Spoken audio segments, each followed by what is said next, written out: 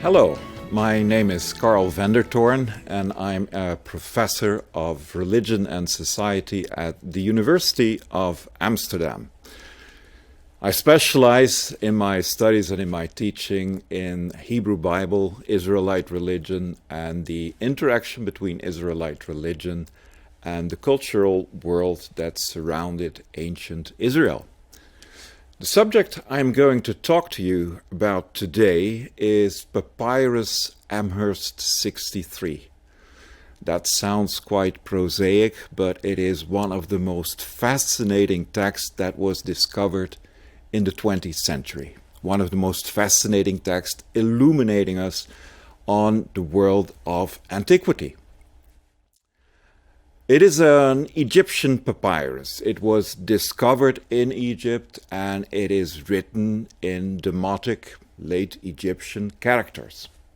But the text of the composition, the language is Aramaic. So it is a very unusual text, an ancient text containing Aramaic compositions, but written in Egyptian characters. I call it one of the great discoveries of the 20th century. That is perhaps not completely accurate because the papyrus was discovered in the late 90s, in the late 19th century, 1890s. It was acquired by Lord Amherst, hence the title of the papyrus, Papyrus Amherst 63. And Lord Amherst was a collector of antiquities, among other things, Egyptian antiquities. He acquired this text. He didn't know what he had acquired. He thought simply it was an Egyptian papyrus. And it was only 50 years later that the secret of this papyrus, namely that it looked Egyptian but was in fact Aramaic, was discovered. The Amherst family did not remain in possession of this papyrus because it had to be sold.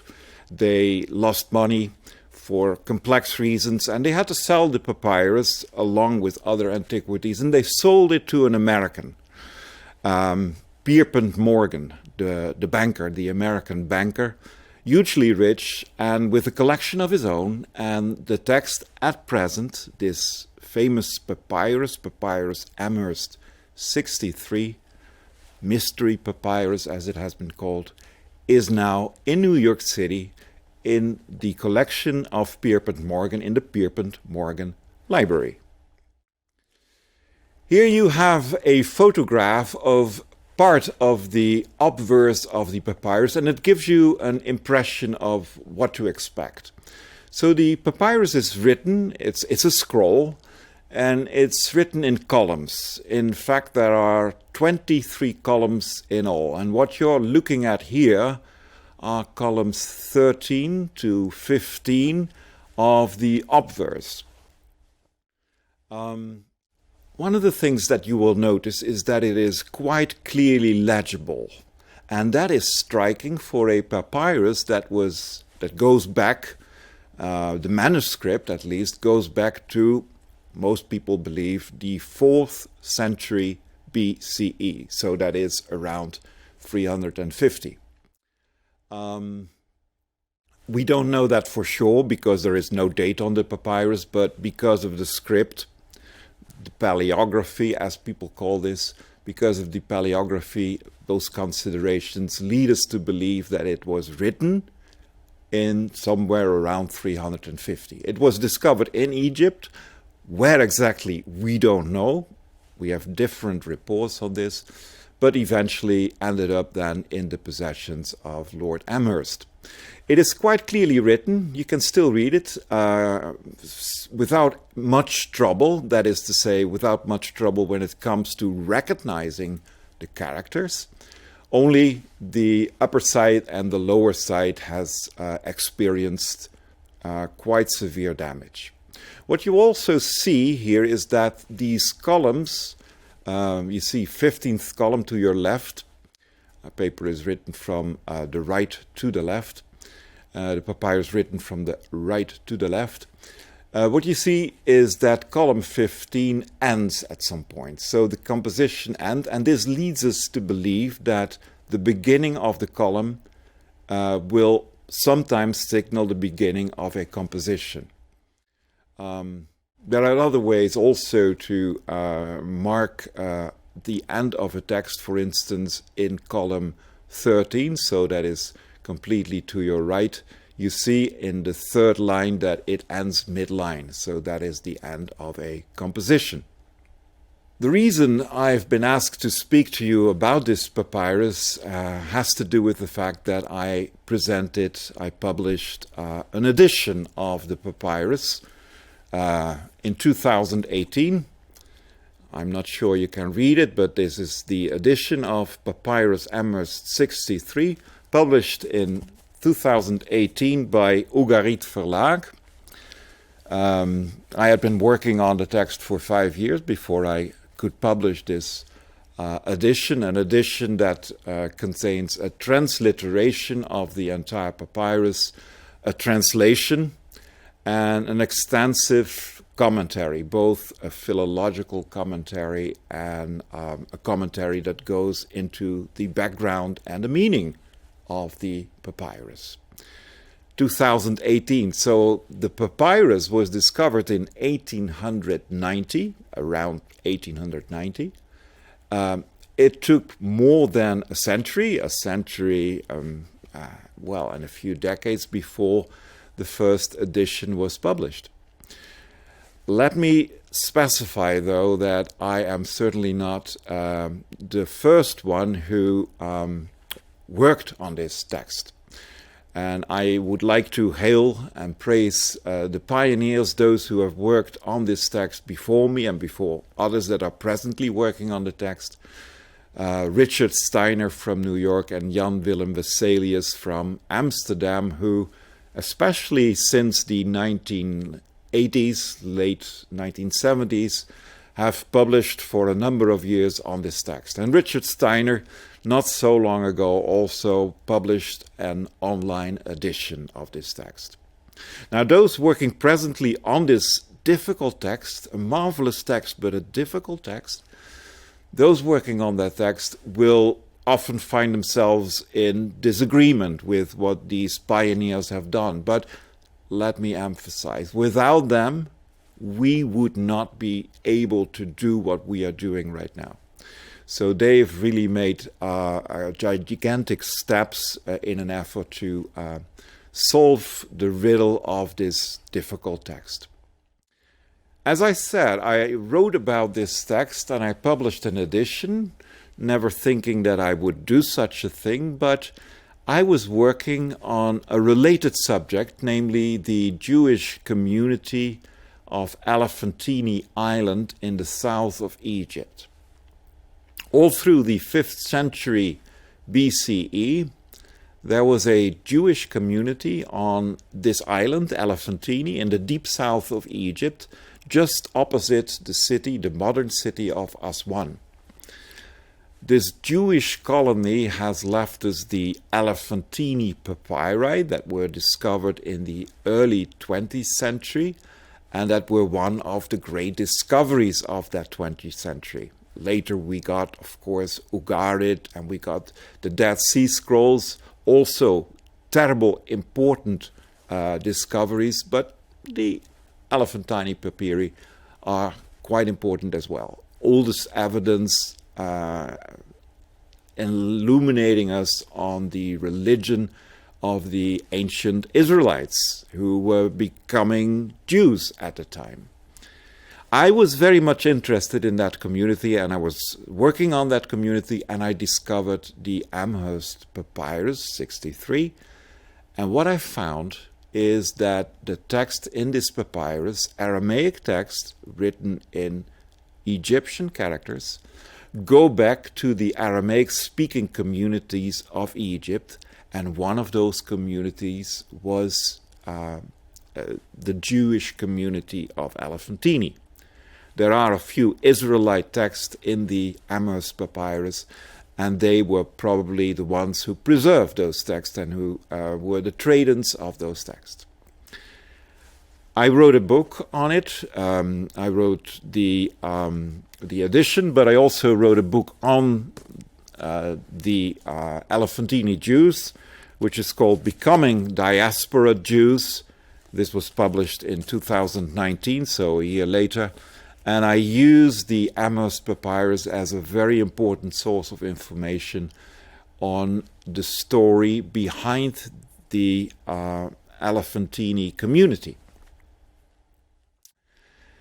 Now, if you write on these things and if you publish books, the temptation is, of course, to think of those books as the final word. And, people tend to defend what they have written as though it were the, eternal truth. Of course, that is not the case. Papyrus Amherst 63 is an extraordinary text, but it is also extraordinarily difficult. So I realize that in the years to come, others will publish their discoveries about this text. They will use what I have done, but they will also be able to see the mistakes I've made. So in that sense, every end is a new beginning. And this is a text that does require the collaboration of many scholars, because Egyptian script, Aramaic language, that is not all, because the texts themselves are not, some of them not originally in Aramaic, but translated into Aramaic, and they come from Babylonian, Canaanite, and Israelite traditions. Very intriguing text, but not easy at all. The Aramaic-speaking communities in Egypt are known especially from the time of the Persian Empire. And here you see a map of the Persian Empire around 480 BCE, a gigantic empire that ran from the Indus all the way through Ethiopia. Here we have another map, a map of Upper Egypt, which is southern Egypt. And there you see below the city of Aswan and the first cataract. So that is where the Elephantine Jews lived. The island of Elephantine is just opposite the city of Aswan. And in Aswan itself, known as Syene, the Old Greek name of that city, in Syene were Aramaic-speaking communities of Aramaeans, not Jews, Aramaeans that came from Syria and that came from Babylonia. As we will see, it is their traditions, the Jewish traditions, but also the traditions of the Aramaeans from Syria and the Aramaeans from Babylonia that have been preserved by the Amherst Papyrus. In order to give you a feeling of what things look like today, this is Elephantine Island. So a relatively small island, and it is very close, in fact, to the mainland, to the two banks of the Nile. Elephantine Island had a Jewish community, but it also had an Egyptian community, and this is a temple of Khnum, slightly rebuilt. Khnum is an Egyptian god worshipped by the Egyptian community on Elephantine Island. Here what remains of the Jewish quarter on the island, also slightly rebuilt. It was on the southern tip of the island of Elephantine. And here from the island of Elephantine, a look at Aswan, modern Aswan. You see the skyscrapers at the other side of the Nile, on the, let me say it correctly, on the eastern bank of the Nile. Now, when Egypt was under Persian rule, remember the map I showed you, the great Persian rule all throughout the 5th century. There were Aramaic-speaking migrant communities throughout the land of Egypt. We know the Jews of Elephantine Island. I say Jews and I put them between quotation marks. because the term Jews has been criticized. Some people would prefer to speak of Judeans. I think the term Jews is really, given the circumstances, the best term that we can use, because the kernel, the heart of that community was not from Judah, but was precisely from Samaria, from northern Israel. They were Israelites rather than Judeans, and I think Jews is the proper name because that is reflecting the ethnicity and the religion that they were going to embrace. Alongside the Jews on Elephantine Island, you have just opposite the two Aramean diaspora communities, also the diaspora communities in Aswan, in Sain. The one was devoted to the gods, a pair of gods, Nabu and Nanai, whom they worshipped under the name Banit, the beautiful one. But Banit is really a title of Nanai. Nanai is the proper name of the goddess.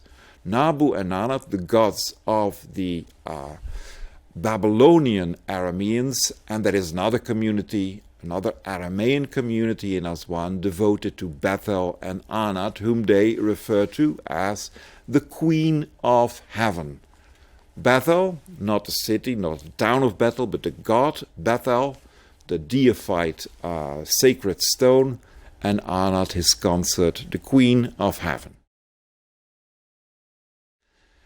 We know the Jews of Elephantine long before we knew about the Amherst papyri, because they have left us the Elephantine papyri, also clearly written, and this time not in Egyptian characters but in Aramaic characters. They spoke, these Jews, Aramaic, not Hebrew. There's not a word of Hebrew that has been found at Elephantine, and not a word of the sacred scripture of the Bible, by the way. So they were in culture really more Aramaic, one might say, than Hebrew. Although they did preserve, as we shall see, some liturgical text from the Hebrew tradition. Here another look at Papyrus Amherst 63. These are pictures that you can find on the site of the website of the museum, the Pierpont Morgan Library and Collections. They're in color. They're nice pictures, and you can read them quite well. But there's another set of pictures, another set of photographs that I've also used, made quite extensive use of. They are from 1901. They were taken in England at the British Museum, when the text was kept there, and there was photographs from 1901 of the entire text. They're in black and white.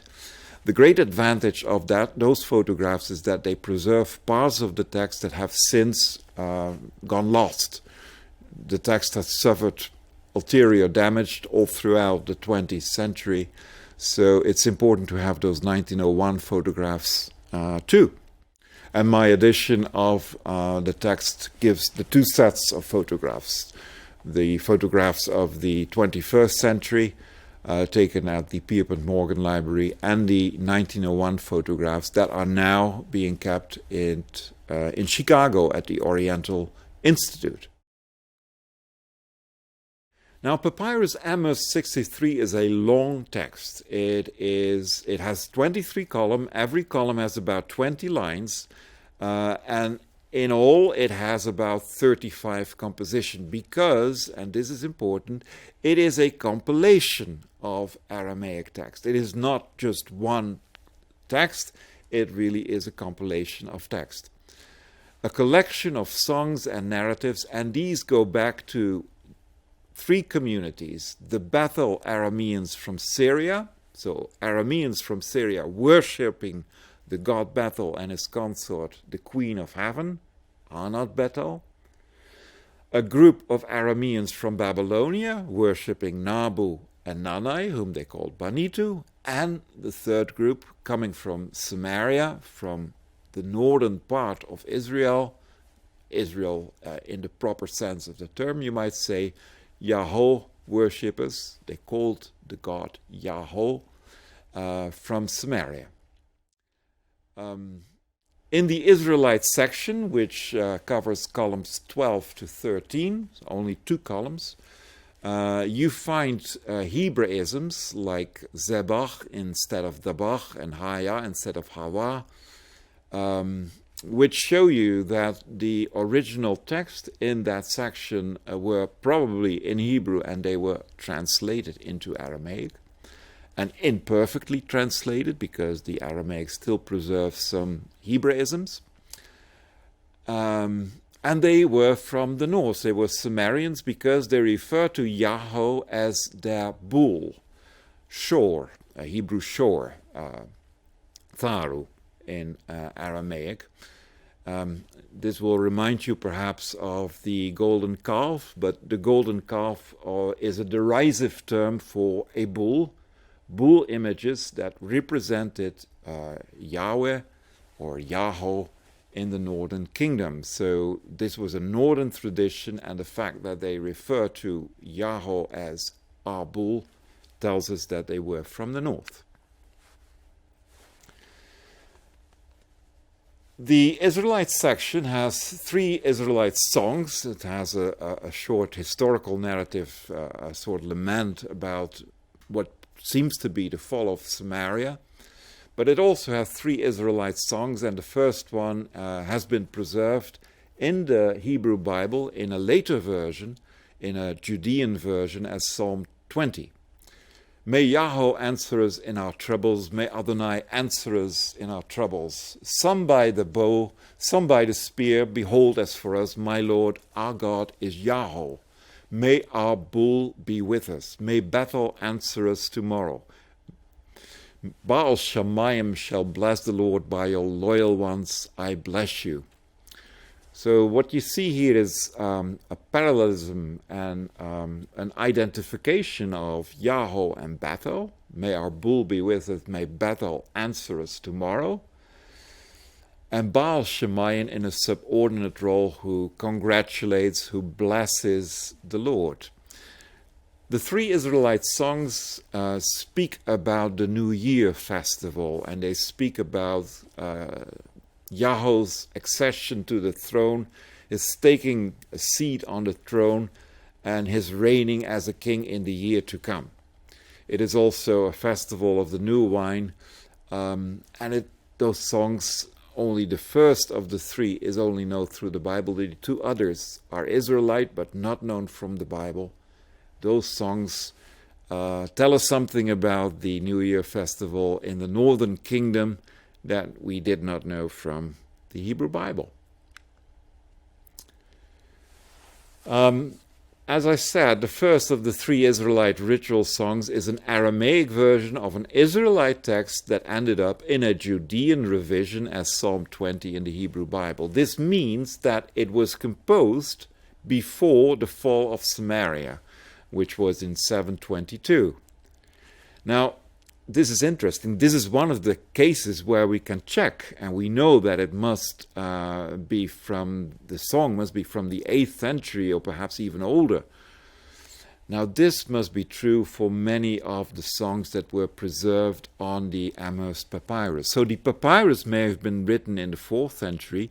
The texts are older, are considerably older. And one of the indications, in addition, is the absence of Persian loanwords.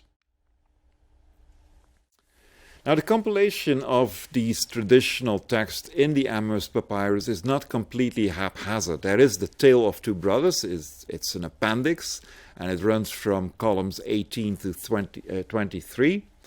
It's an Assyrian tale. It's about the conflict between 2 kings, about Assurbanipal and Shamash-shum-Unkin, the king of Assyria and the king of Babylonia. It's an Aramaic composition, and it was added to the compilation. The Israelite section is also quite recognizable. Section or columns 12 and 13, a historical roman followed by 3 songs, clearly recognizable by the references to Yahweh Adonai, which you do not find, or hardly at all, in other parts of the papyrus. And also the fact that there is a chorus that returns is indicative of the fact that we are dealing with a section. So, The papyrus is a compilation, but it is a compilation that consists of sections, and two sections are very clearly marked. The Israelite section in columns 12, 13, and the Tale of Two Brothers at the very end, starting with column 18, running through column 23. The Syrian section is also quite clear. We find it in columns 6 through 11. It also starts with a historical lament, followed by liturgical songs, and it is recognizable because there is the prominence of Bethel, the god Bethel, and his consort Anat, the beautiful one, the bride, the lady, the queen, all titles that are being used. Now they are also being addressed as Mar, which is the word for Lord, and Mara, lady, but those are titles, not proper names. We should beware, because you find Mar and Mara throughout the papyrus, and if you take them as personal names, as proper names, you would think that it is always the same god. It is not. The title Mar is given to different gods and Mara to different deities. Bethel, the main god of the Syrian section, is also referred to as the resident of Hamad, which is the modern city of Hama in Syria, and tells us something about the origins of the community, the Aramean community from Syria. It has also choruses in the Syrian section, which also show you that it is one section. One of the choruses is about the election of a girl who is going to be a priestess and a servant of Bethel. Select the girl, who is the girl. All your appearances, the appearances of Bethel, we closely watch, because the god is going to indicate who is the girl of his choice, who is going to be his bride and his priestess. Also, a chorus in the Syrian section, a very interesting chorus. He will help us, we shall rise again in peace. May he keep watch, the guardian of Sion. May he help us, the God of Rosh. I keep groaning and moaning, both my father and my generation shall magnify the Lord. May the troubles of the fugitives become bright again. Even amid the ravages, let the crowd say, Amen, Amen. This text that occurs, a number of texts as a chorus, as a refrain in the Syrian section, tells us something about the history of the community. They were driven away from where they once lived. They keep groaning and moaning, my father and my generation shall magnify the Lord. It suggests a relatively recent removal from their territory. The Babylonian section is the first section of the papyrus, and you get there actually more or less by subtraction. There has the Israelite section. Before the Israelite section, there is the Syrian section, and the 5 columns that precede that are the Babylonian section. They clearly belong together because there are 2 gods that are prominent, Nanai, the goddess Nanai, and Nabu. In that order, because Nanai, the goddess, is really more important here than the god. Nanai is the lady, the radiant one, the Bara, the lady of the sanctuary, which is an Akkadian title, Marat Ayaka, Belet Ayaka, and also Queen of Heaven. First column is badly damaged, but most of the 2nd to 5th column is clearly legible. 2 liturgical cycles, and they are recognizable on the basis of the chorus. This is one of those choruses I take from the second part. I will sing the praises of the radiant one. This is Banitu, Nanai. So listen to me. I am exalted. I have reared you. I have suckled my darling. Elevate, my lady, your baby. You will make him glorious. You will make him strong. Apparently, this is the goddess speaking, and she refers to the king who is her infant, who she presents as her infant.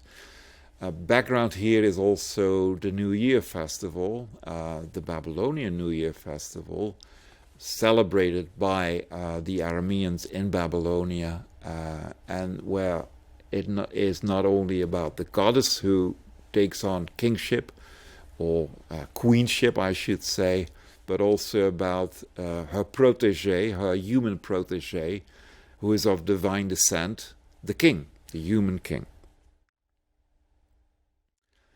It also celebrates the marriage of Nabu and the lady of the sanctuary, so Nabu and Nanai. He comes out, he sings to the lady of the sanctuary, I will choose you, I've purified you, I've poured the oil. Those are gestures, symbolical gestures of the wedding ceremony.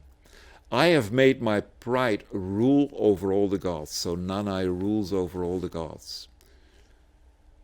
And then you get, once again, the chorus that we saw before.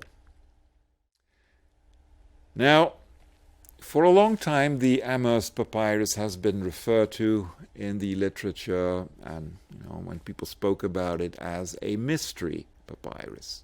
And some people still think of it as a mystery papyrus.